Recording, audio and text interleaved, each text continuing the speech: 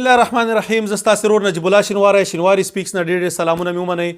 دوستانو اول خو ستاسې ټولو یو جهان مننه. ډېرو دوستانو سکرین شاټونه زما پروفایل کې ما ته رالیږل په میسنجر کې او هغه مې په سټورۍ کې منشن کول.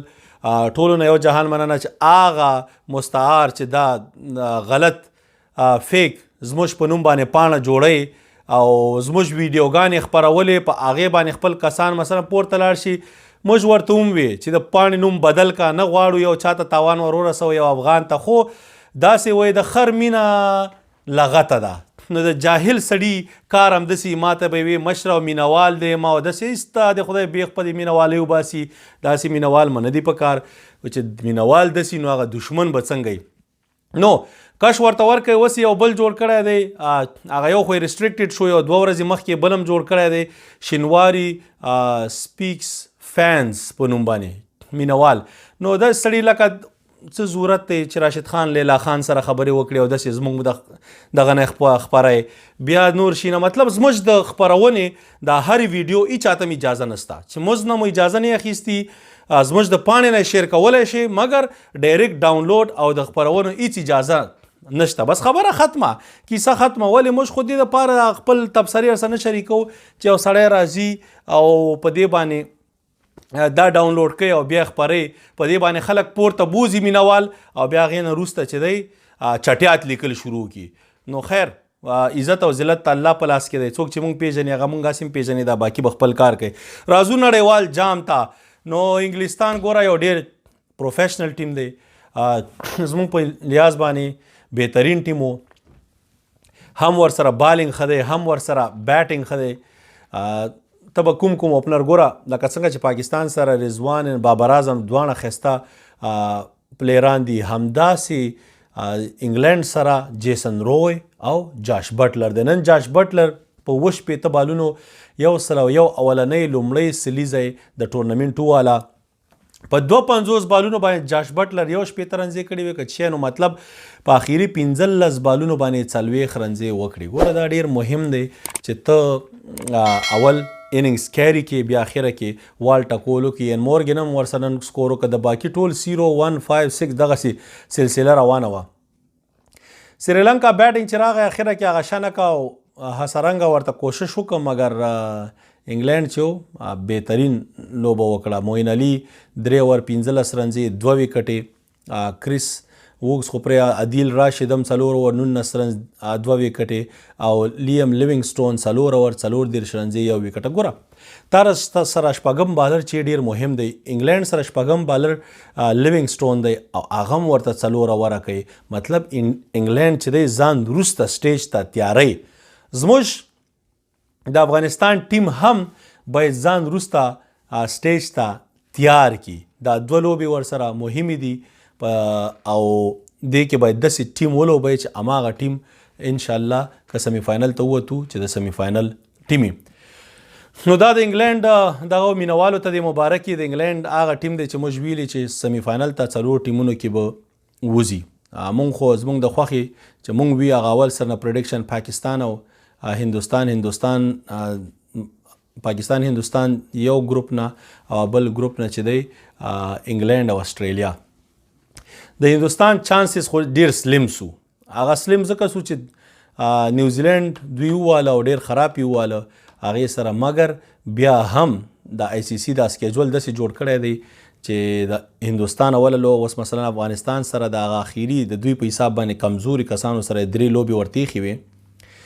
بله هغه سکاټلینډ او اخیري لوبه یې نمیبیا سره ده.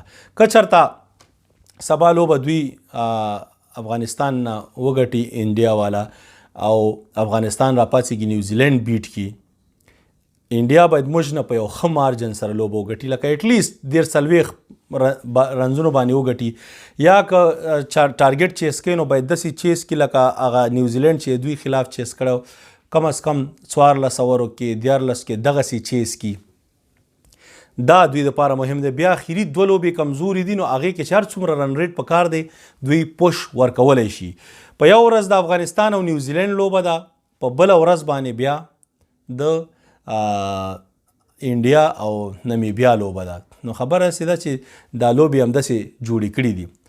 که افغانستان را پاڅېږي مثلا هندوستان نه بیلي او نیوزیلینډ بیټ کړي نو موږ به 6 پوینټونو سره په ګروپ کې موږ هم 6 پوینټه لرو، نیوزیلینډ به هم 6 پوینټه لري او هندوستان به هم 6 پوینټه لري. بیا به خبره په رن ریټ باندې کېږي.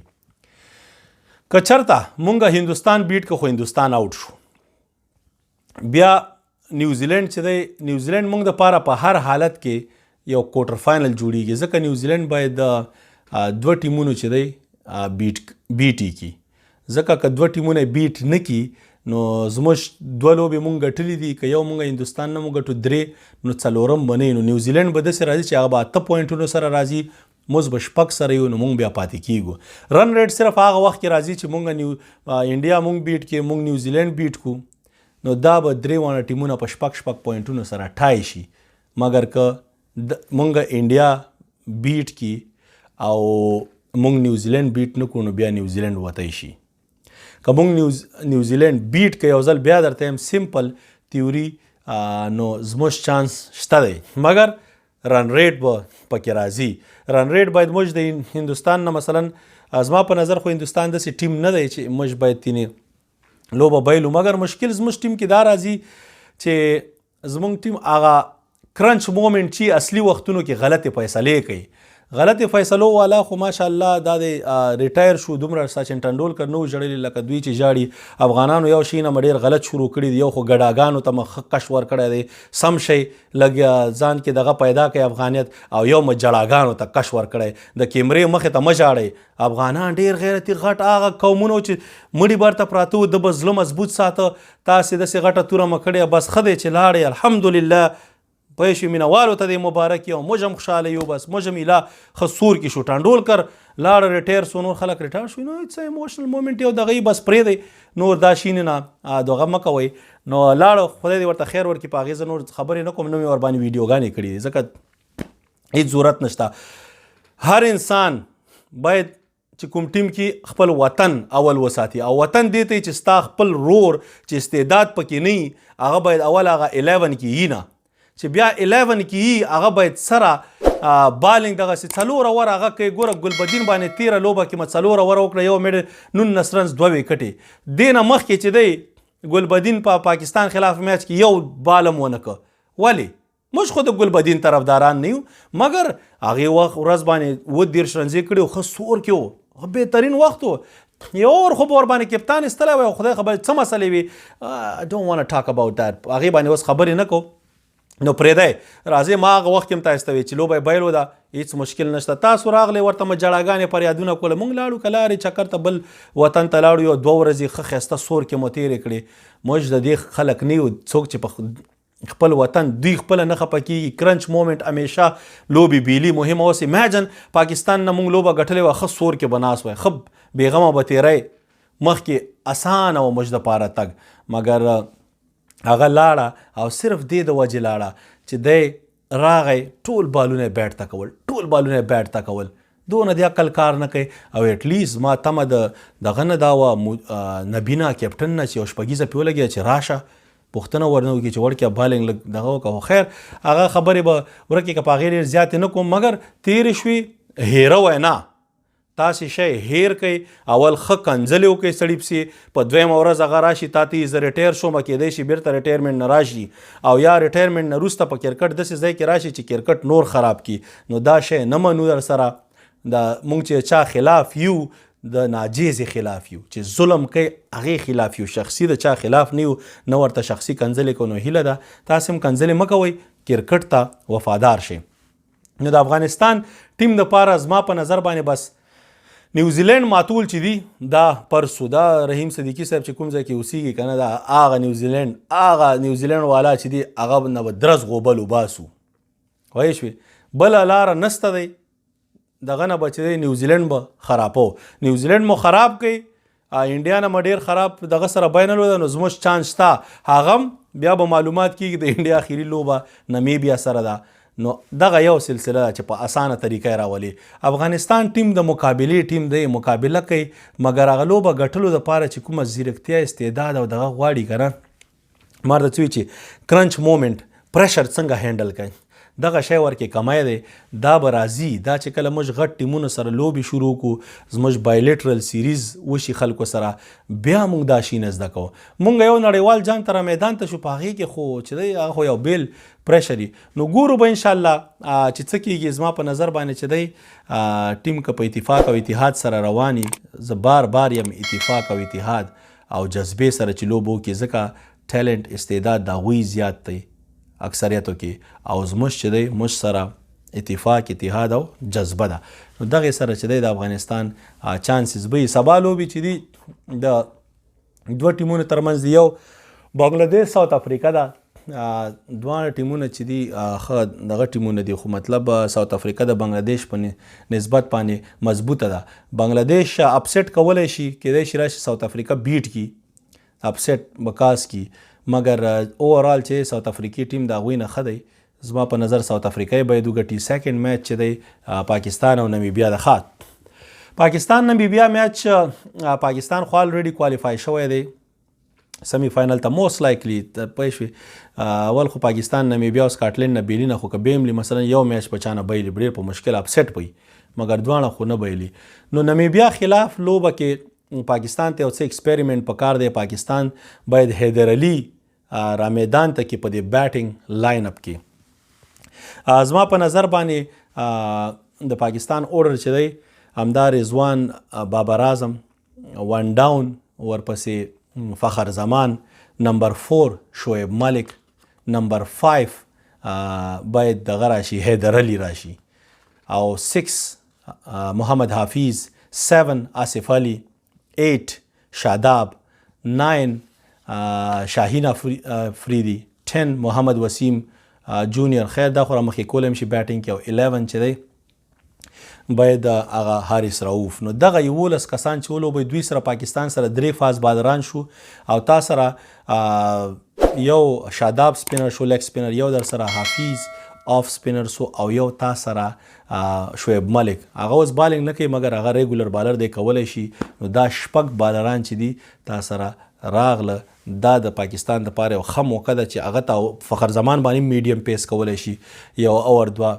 نو مطلب دغسې ټیم چې سیټ کی دا پاکستان دپاره ښه دی ځکه ته چې کله انګلینډ سره مخامخ کېږي چې څومره ستا بیټینګ لاین اپ یا بل ټیم سره ځکه پاکستان کې ټاپ شي انګلینډ به د هغې ځای نه ټاپي موست لایکلی بل ټیم یا به اسټریلیا چا سره مخامخ کېږي نو هغې دپاره باید ستا بیټینګ لاین اپ چې څومره اوږد وي ښه دی ځکه 7 پورې ستا سره آصف علي او 8 کې شاداب یې سره 9 کې سره محمد وسیم نو بیا دا ډېر غټ لاین اپ دی. دغه ټیم چې دی د T20 ورلډ کپ وینر ټیم دی.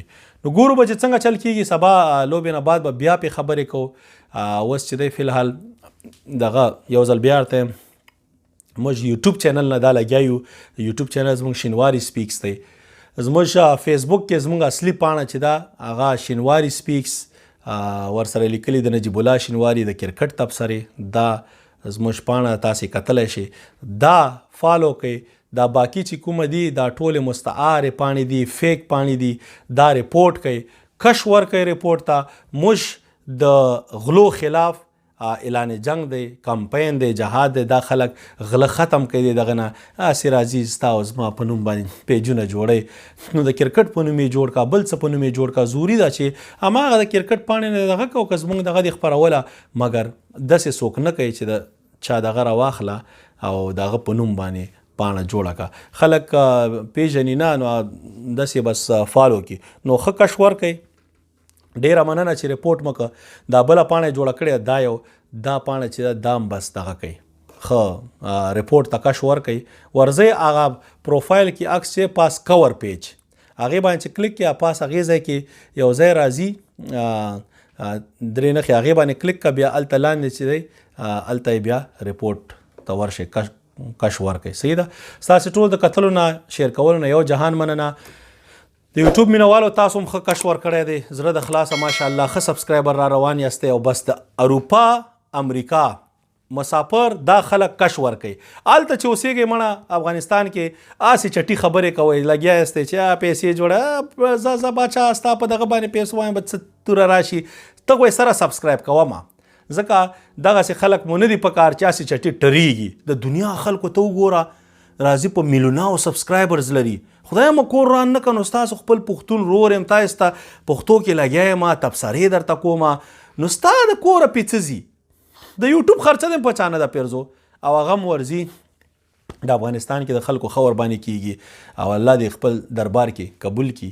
بس دا د الله کار دی مګر تاسې کش ورکړئ. اروپا امریکا والا خاص اروپا والا دویم نمبر او دا نور مسافر رونه چې یاستئ تاسو هم بس خپله خوښه مه دغه نه کوئ خو دا دوه کسان ډېر مهم دي اروپا امریکا. صحیح ده رونه ډېره مننه په لوی الله مو سپارم ستاسې رون نجیب الله شینواری. خدای په امان. سلام علیکم.